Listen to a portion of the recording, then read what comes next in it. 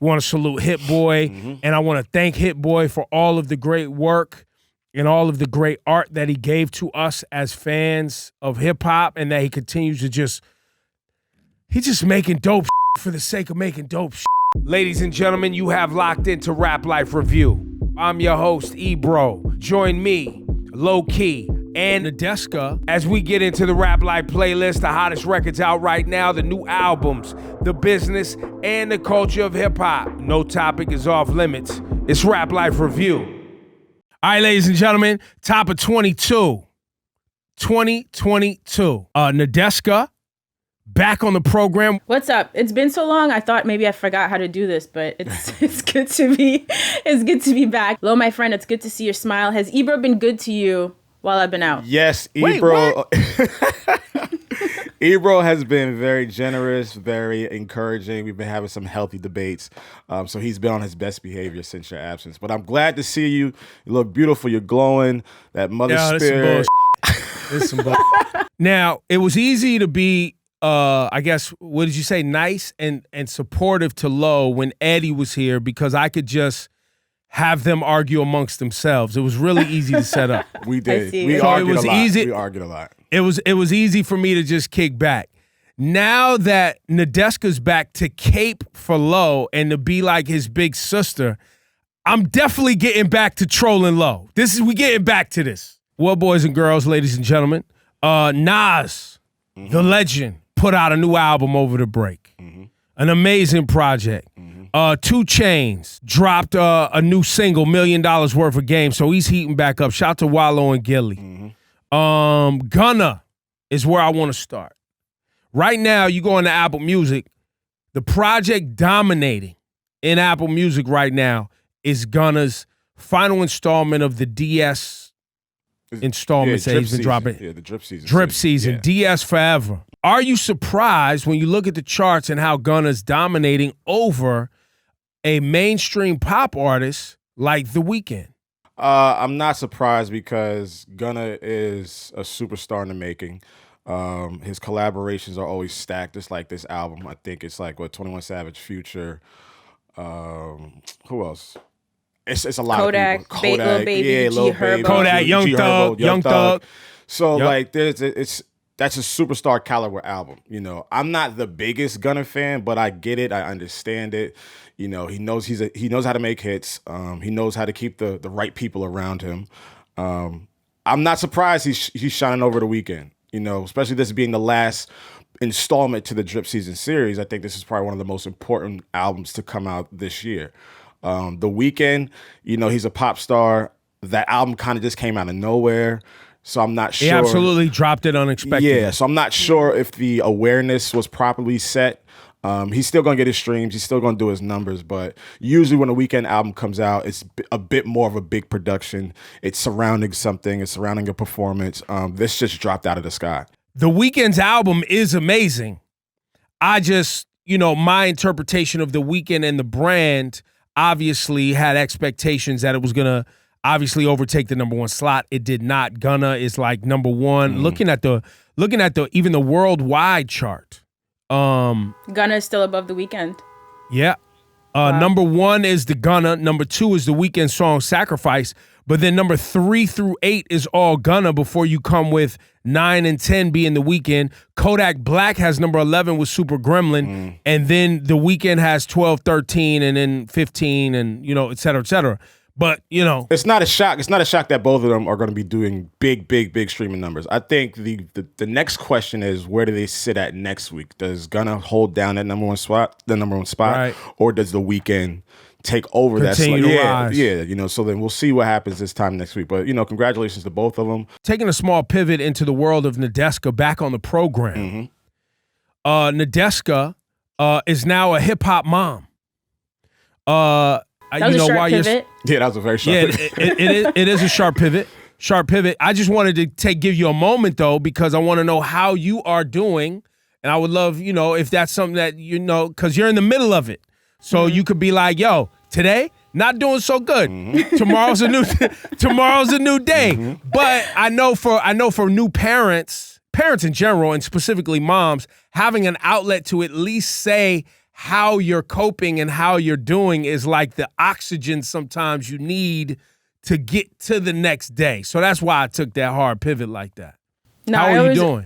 I always appreciate your hard pivots. I'll be honest, like getting up this morning, because I was up most of the night with her. You know how it is. Like kids don't really like to sleep. That takes a lot of work. So it was a bit of a struggle, but then it felt nice to sort of look presentable. It's the first time I've really, done my hair sort of or put on makeup and had to function and just speak to adults again, because I've also been just trapped inside for a few months. So that feels good. But yeah, it's definitely been challenging. It's something that people tell you how difficult it is, but not until you're really in it do you understand. It's hard to come up for air. Like the first time I was able to step out of the house and have 30 minutes for myself was maybe 2 months after she was born. And it's like a lot to lose that when you're an independent person. So it's definitely a hard transition. And now for me, the not scary part, but the hard part is figuring out how to balance this with work. You know what I mean? But you guys are a super supportive team and I always appreciate that. So I'm not too worried about it.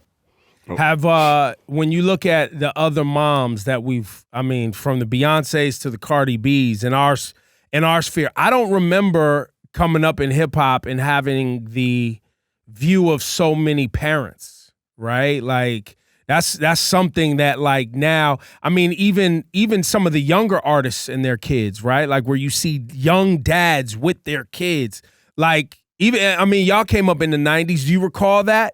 Well, no, honestly, the obvious reason is because of social media. So some people do like to show off their kids. Some people do like to talk about their kids, broadcast their kids. And the only time we probably would hear about things is in the music, you know what I'm saying? Or maybe in the music videos when they were comfortable. But now we're seeing kids every day. We're seeing photo shoots. Yep. We're seeing them go to school. We're seeing them at home. We're seeing them at the shows. You look at Kanye and Kim's, their kids, they're just very prominent on TikTok and Instagram.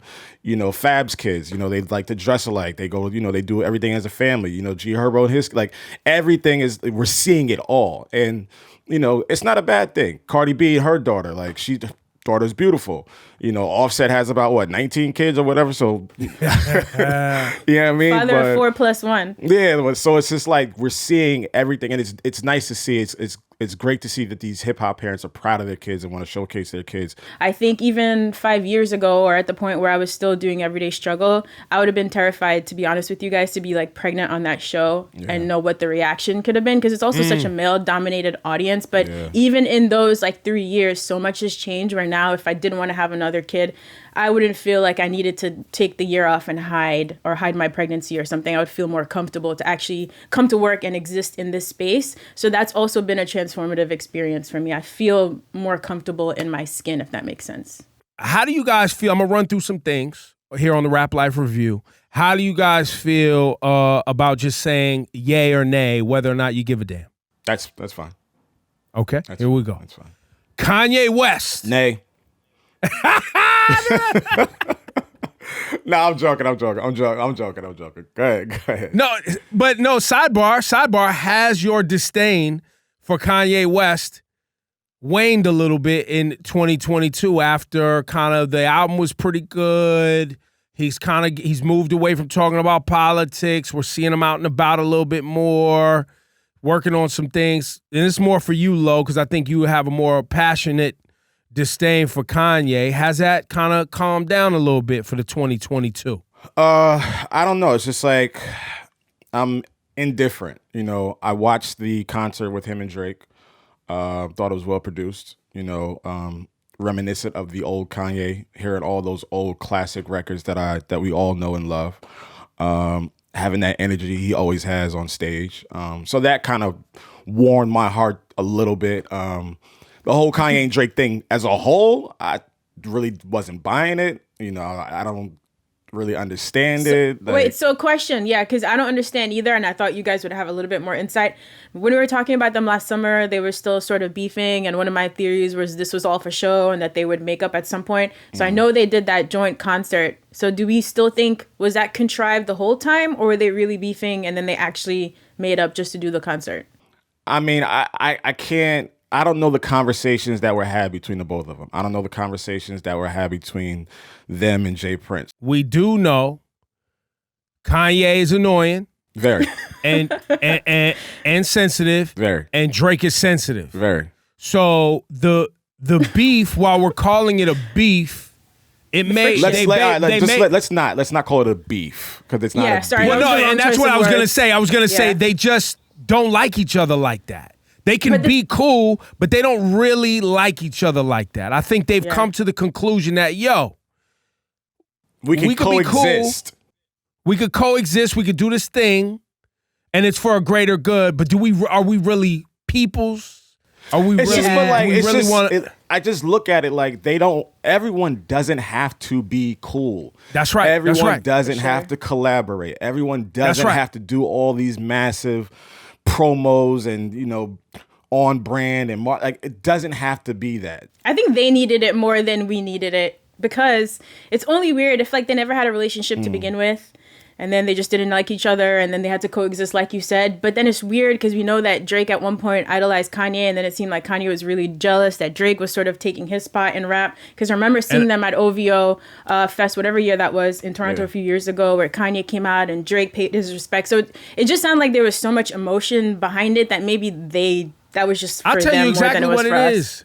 On the surface, I'll tell you exactly what it is. Drake came in the game and had the same managers and help and people around him that Kanye was having at the same time. Drake got hot, and Kanye was trying to little bro him, and Drake wasn't for it, and they didn't get along. As Lo just said, they could coexist and do what they do, but that does not mean that they're not fans of each other's work. No, I do believe that they. I believe that they are respect. fans of each other's work. Yeah, I believe they respect each other's work. I believe they respect each other's catalog, and I believe they respect And talent. and their place in hip hop. So I think there's a mutual respect in those aspects.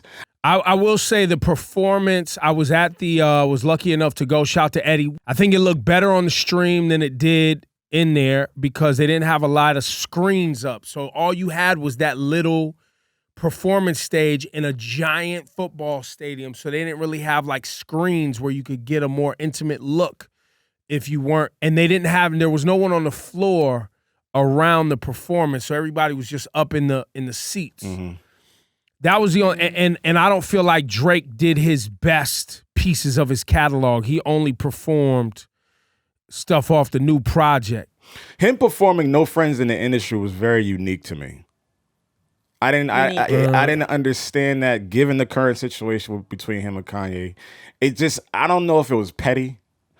I don't know if I just didn't understand. Like, why would you perform that? Why are you not performing joints from Take Care? And if I think that confirms what we're talking about, right? Which is we cool. So they're only cool enough to perform the recent album. That's how far the coolness goes. No, like we cool, and I'm here for this Larry Hoover moment, and we basically we got the streets forced us into this. Okay. So the streets is saying we got to do this, so we doing it. But I'm not about to perform my greatest right now. Kanye came out performing catalog. Yeah. And hammers. But on the note of Kanye, he is planning to perform at Coachella this year. But are we excited? Is Coachella going to happen? Great question. I don't know, but he's tapped to perform at this year's Coachella. He headlined the festival back in 2011, made an appearance in 2019 with the Sunday service. Travis Scott, because of obvious reasons, was removed. Frank Ocean got pushed to 2023. Right, yep. And then it says here, Coachella is officially sold out and confirmed for the weekends of April 15th through 17 and 22 through 24. It seems like with everything going on with COVID and people being outside mostly for a Coachella type event, it seems like by April, I'm hoping that things are going to be smooth for Coachella. I'm hoping. Just the way things have been going over the last, 2 months maybe, the cases, the new variants, people getting sick daily. I don't know. Like, they postponed the Grammys. Didn't see that coming. They're trying to figure out if they want to have the Super Bowl in Los Angeles. They're trying to find different locations from what I'm hearing. I don't see this Coachella festival happening this year. And I'm not trying to be, a pessimist, but no, it's a good bet. Yeah, It's a good bet. I don't see it happening. The next 2 to 3 weeks will be the tell. Yeah. The next 2 to 3 weeks will be the tell. I think the Grammys couldn't plan. I think Coachella has a little bit more of a runway. And I think the NFL, they not canceling. No, they just gonna move that. They gonna move that joint to Vegas. Yeah, that's what I'm saying. They're trying to find a different venue, but like you said, we'll see in the next 2 or 3 weeks. The playoffs start next weekend, so like you said, next 2 or 3 weeks should be really telling and important. So hopefully everything goes smooth and everything can run accordingly. It was just crazy that a festival as big as Coachella could end up being canceled for 3 years in a row. I wonder what that really means for organizers. But would you guys be upset if the Grammys didn't happen at all? Although I'm sure it's not going to be that extreme. I know they're probably looking at other cities, other venues, but I'll be fine. I'll be fine if people don't get awards, and they'll be fine. I'll be okay. I think this is a chance for them, though, if they really wanted to do something radical, is to take this way a step ahead and just host this award show in the metaverse. I feel like this is where COVID is pushing us. I'm serious. I'm not even trying to be funny. They're trying to attract a younger audience, right? Because viewership is dipping. There's all this drama, this controversy. Kids are really on it now. I made my avatar. I tried to pop in there and check it out. So they could do something that forward thinking. Maybe that would just be a good boost for them in general. But let's see what they come up with. All right, so here's a story I think y'all will care about in the 2022. Moneybagg Yo has announced that he is officially breaking his relationship with Waukesha, the lean. He's cutting her off. It's over. Now, we've seen these stories before. I think French Montana recently, in his most recent album, has talked about his dependency on drugs and things like that and breaking that. I remember when Schoolboy Q went through that cycle of really trying to get his body back and his health back. And now here we are with Moneybagg Yo, who thought, and he's told me in conversations that he's making his best music while he was off that scissor, that lean. But now he's really working on having a clear head and wanting to be a clear head. Nadeska, you've covered some of these stories in the past with artists and their dependency on drugs. What does this mean for Moneybagg Yo, and what does it mean for his music? So when he announced that he was finally done with lean, he noted that it's like you were saying, he thought he made his best music when he was on. So part of his hesitation to quit was feeling that his music would change, the quality would change. And he realized that's not even true. He said he's feeling even more creative than ever now that his head is clear. And I think when you're trying to quit something so addictive, that's one of the hardest parts, right? Really setting your mind to do that. So I think anyone, especially any other artist dealing with this, looking at this and wanting to do the same thing, they also should know that it wasn't overnight. I think he started talking about this at least a year ago. I saw interviews January 2020 where he was already talking about wanting to get off of it. I think he told Genius it was just a long process. So he's been working on this for a really, really long time. And then a few months ago, him and Ali Choppa issued that challenge to him to drink chlorophyll, I think it is. That's more Ebro's arena, but to swap the lean for something healthier. So just know that he's been working on this for a really, really long time. And I'm glad that he's telling other artists he feels more creative even once he stopped drinking. That's pretty dope.